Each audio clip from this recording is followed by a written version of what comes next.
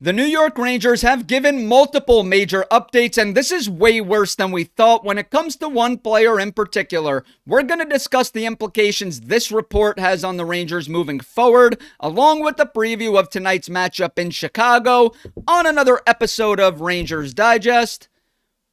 Welcome back to Rangers Digest. We are built for Blue Shirt fandom, and I'm your host, Bret Botfeld. It is great to be back with you guys. We have a ton to talk about, including a major injury update regarding one Blue Shirt in particular. Also going to discuss some keys to victory as the Rangers get ready to battle the Blackhawks in Chicago tonight. But before we get into all that, a quick reminder to go smash that subscribe button. About 72% of you who currently watch these videos are still unsubscribed to the channel, so please go down below, hit that free subscribe button. We greatly appreciate it so you can stay up to date with everything happening New York Rangers, because guys, this is the place to be for all your daily New York Rangers content. Let's waste no more time and hop right into the video. So the major news coming out of Morning Skate this morning via Vince Mercogliano is that the New York Rangers are placing Adam Edstrom on LTIR, according to a source.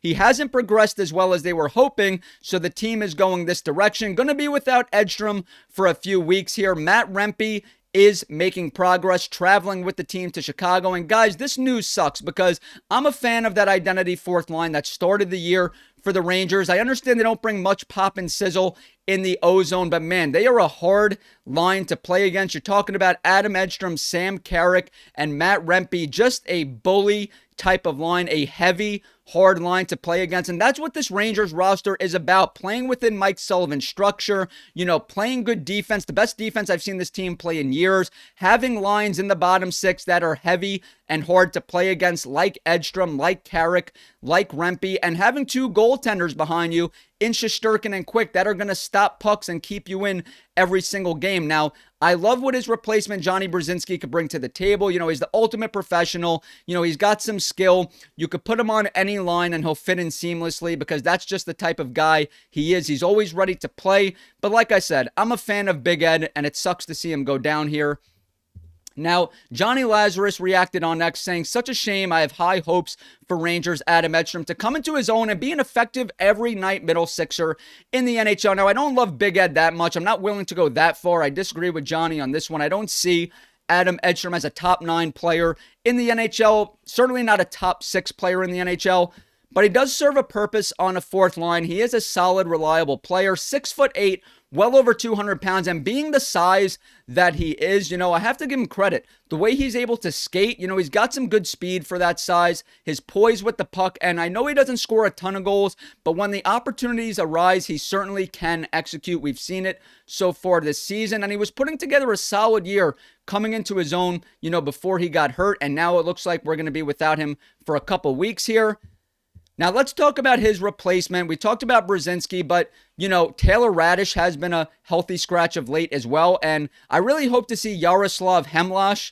I know I completely butchered that name. Don't attack me in the comment section. It is a very, very hard name to say. And hearing Kenny Albert say it doesn't help it out much. So, Yaroslav Hemlash, I hope to see him get a real opportunity because I like what I've seen from him so far. He brings an element of physicality to the fourth line by the pure nature of his size, 6'4", well over 200 pounds, and he fits in perfectly because he plays an honest game. He plays a straight line game of hockey, a north to south style, and what I love from him as well, you can see in this picture here, fighting with a Vegas Golden Knight, since he's been up here, we've seen him in a few fights, and he just dominates. He dominates. He is a hard, heavy, tough kid to play against, and he just gives the Rangers an edge, and that's what I really like about him so far.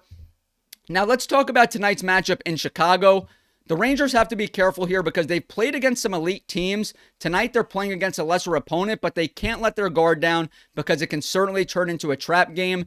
Year 3 of the Connor Bedard era in Chicago is going a lot better than the first two, although the Blackhawks are returning home after a rough weekend and lost 8 of their past 10 games, 2-6-2. The first player taken in the 2023 NHL draft is on target to blow past the 100-point mark. He has 40 points in 29 games after 61 and 67-point efforts in his first 2 seasons in the league. Bedard has 2 assists in 3 career games against the Rangers. Like I said, the Rangers, They can't get too cute tonight. They have to come out ready to play because they do not want to let their guard down against a team like this. Let's hear what Sam Carrick had to say about tonight's matchup. Sam Carrick said, just don't change anything we've been doing, no matter who we're playing. It's an unforgiving league. Carrick said Chicago's got a lot of good young talent. Those teams these days, they're hard to play against. They can score a lot of goals, so we've got to be in our game. And I'll repeat it again for those in the back. The Rangers have to be on their game. It doesn't matter that they beat Dallas. It doesn't matter that they beat Carolina, Ottawa, competed with Vegas and Colorado. Chicago is a team the Rangers should beat and should be able to pick up 2 points tonight. They have to come out in attack mode and ready to play. Now, the Blackhawks are going to come out ready to play and angry because they got completely washed and embarrassed in Southern California this weekend. Saturday shut out 6-0 in Los Angeles to the Kings. Sunday just got steamrolled in Anaheim 7-1 by the Ducks. So they're going to come out on home ice with a mission tonight, and the Rangers have to be ready for that. And you know, something the Rangers are going to have to do is slow down Connor Bedard. That's obviously their biggest threat, 6th in the NHL in points. And, you know, JT Miller is going to have his hands full. That line in particular is going to have their hands full. But what makes the Rangers captain so successful defensively is his work deep in the offensive zone, making top players on the other team defend him. The best defense is good offense, right? And I agree with that because if Connor Bedard is spending time in the defensive zone trying to defend a much bigger and more physical player like JT Miller, he's not going to have the juice to go out and skate, you know, off the rush in the offensive zone. Let's hear what Mike Sullivan had to say about JT Miller's play as of late.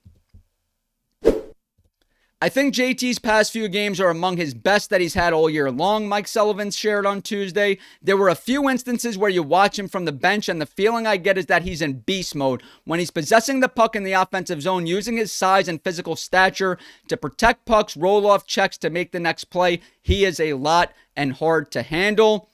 Now, guys, the Rangers are going to need JT Miller to be on beast mode tonight, but not only that, they're going to need some other veterans like Artemi Panarin and Mika Zibanejad as well. Panarin, who played his first 2 seasons in the NHL with the Blackhawks, has 21 points, 8 goals, 13 assists in 13 career games against his old team. So well over a point per game player against his old team.